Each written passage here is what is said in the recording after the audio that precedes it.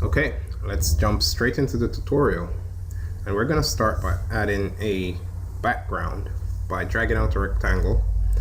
I'm going to go into my fill and stroke and I'm going to give this a radial gradient. And I'm going to grab my gradient tool and select the first stop, and I'm going to make that a fully green, kind of dark green, yeah, I think so. Yeah, dark green kind of stop. Then I'm going to select the middle one and I'm going to make it a yellowish greenish stop.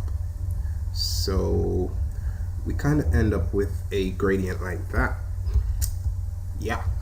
So next I'm going to go into object properties and I'm going to choose lock, so that for whatever reason I don't accidentally select my rectangle. Alright, so we have that down. So next up, let's start creating our banner. And I'm going to use the, honestly, it's the pen tool. In Inkscape, you call it the draw Bezier curves. No, that's just the description. Ignore that. It's really the pen tool. Every designer knows it, so calling it something else is just ridiculous. So what I want to do right now is just create the first part of my banner. And this is what it's basically going to start with. With the path still selected, I'm going to select the fill and stroke menu, and I'm going to turn the stroke off, right, and the fill on. And I want this fill to have kind of that similar green, because that's the theme of the entire thing that we're doing, and that's the first piece of the banner. So the next piece is going to come below that. So I'm just going to drag out and draw the other piece, and that's what we have. It's the same process. We give it a fill and we take away the stroke, and really and truly this piece should be darker because it's kind of underneath the other piece, so you can play around with that. Next I'm gonna change the ordering so that this piece is actually below the other piece. So I'm gonna select this one to shift it down lower. Next I'm just gonna get my pen tool. Yeah, it's the pen tool, don't call it anything else, and I'm gonna drag out another piece like so. So we start to get the rhythm, just creating pieces on top of pieces. And I'm gonna give this okay, I'm sorry, no, I'm on the stroke right there, and I'm gonna give this actually give it that same color. Let me see what that looks like, and I'm gonna push it down just like that. Cool. Already you can see the banner coming out, just popping off the paper. Next I'm gonna create another piece, and I'm gonna make this a short banner. So this is gonna be my, hold on, never mind, this is gonna be maybe my second to last piece. So that's it, and you know the drill. We just change the fill, take away the stroke, and modify the fill color. So yeah, and of course finally we put it down, not too far, one up. Cool. So there we have our banner, and it's kind of just popping off the page and coming at you. And the final piece, well, I'm gonna make it the final piece. You guys, depending on your needs, you could make it with how many segments or sections or turns you want, but for the sake of this tutorial I'm just gonna make it like this. So yeah, and no, I don't like the way this point is, so I'm just gonna use this is the direct select tool. I don't know what they're calling it in Inkscape, but yeah, or the node edit tool, I'll accept that. Alright, so what this tool does is just like in Adobe Illustrator, it edits the different points on your path and something like that. It's not perfect, but we'll live with it. I'm thinking maybe this part is supposed to have a gradient, so I'm just gonna apply a linear gradient, not to the stroke, to the fill. Cool. Make it that gradient, and select your gradient tool, and we're gonna edit this color. Awesome. So now what we end up with is something maybe not so much, something like that. It's just subtle. Maybe yeah, something like that. You can play around with it more if you want. You can even make this piece, actually I think I'm gonna do that. You can make this piece actually a bit darker, because that's exactly what would happen, because it's coming from behind the shadows. So you could make that piece darker, so that gives more of the effect that you're looking for. I'm gonna do the same right here, and gonna edit that, not too dark, and you get the idea. We can actually leave this one. I think the shadow right there is actually implied, so this is what we're working with right now. So you can go ahead and select these and just choose Control and G to group. Cool. Now what we want to do is give the banner the idea or the feeling that it's actually sitting on the floor. So we're just gonna drag out an ellipse, and we're gonna send it back, and we're gonna actually turn the blur up on this. It's actually a nifty little feature in Inkscape, so you can actually just blur any shape whatsoever, and that's what you get. Cool. Yeah, something like that. And I'm gonna turn the opacity down, I think. Yeah, I think that's too much. But I'm also realizing that no, I wanna make this editable. Now I think I'll just go path, object to path, and that makes it editable.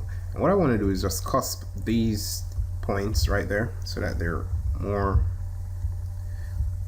sharp, and I'm gonna break this angle right there.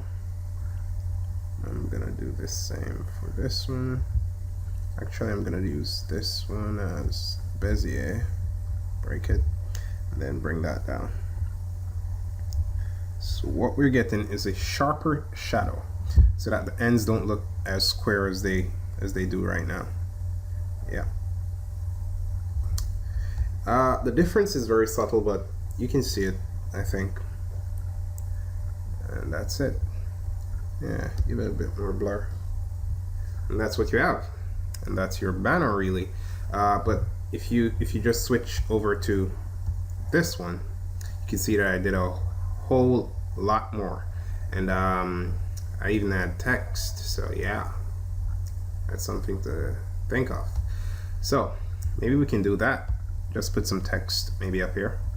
So I'm just gonna do like 40. I think I used like something like 20% or something, but doesn't matter. It's just adding text just so that it looks good. I think I used the default Windows font called Century Gothic, I think it is. I just made it white, and I increased the size. Yeah, I like Century Gothic because it's actually just a pretty clean font, and I like that. I like that about it. So I'm just gonna copy it, and I'm just gonna edit this to be like 40.99. You know, just some text that more or less look good. And let's place it right there. I copy this one, paste it right there. Go into my text tool, delete that, and let's see, per tutorial. Yeah. So now you guys got to pay up. No, I'm doing this for free. Yeah. So there's no payment attached, guys, so you can relax. I want to get this to uppercase, I think, though. So what I'm gonna do is use an extension in the text extension group, and it's called change case, and I'm gonna change it to uppercase. That's gonna run through that block of text, and there you go, uppercase. I want this in 2 lines though, now that I'm seeing it, and I also want the height of each line to be a bit less, so right about there. Whoa, these values are so trippy. Wow, that is really trippy. Look at it. Is it gonna snap? No, it's not. Alright, fine. It worked. So now, the only thing left to do is just to, maybe to give this a different color, I think. Yeah, maybe something like that. Maybe not so yellow. Yeah, something like that. Awesome. Then I think I added another block of text, like conditions apply. Alright. So just order now. Cool. And I'm gonna do my same thing. Convert to uppercase. Make it smaller. And make it white. Awesome. And let's see. Let's switch back over. Ooh, actually, I actually did something else right there. Wow. Did not remember doing so much. Yeah, that's why it wasn't Century Gothic. Yeah, that's Century Gothic. Cool. Then under that, I seem to have put a website. Maybe a sign of future things to come. Let's do it.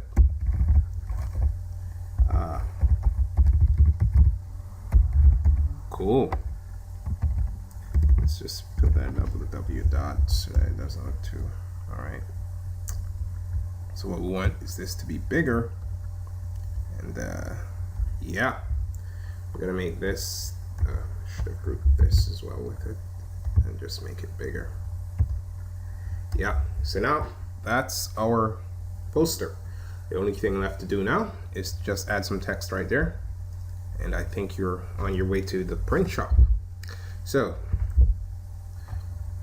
let's just add some simple text, and I have this font that I like, that I found. I used right here. I'm not sure about the rights to using this font, but I really liked it, and it's called Bad Grunge. And you can actually, I think this font, it's available. You could just check font space. I think it's good. It's a great font. All right, so there's Bad Grunge, and it is ready to go. So I'm just gonna make it white, size it up, rotate it, and that's Bad Grunge right there. Whoa, I think it just moved without constraining. All right, that's it. I think we are ready to go to the print shop. Nothing to write home about, but some pretty neat banner graphic right there. So that's it, guys. You can just save your work right now, and that's it. So thanks for watching, and I'll see you next time.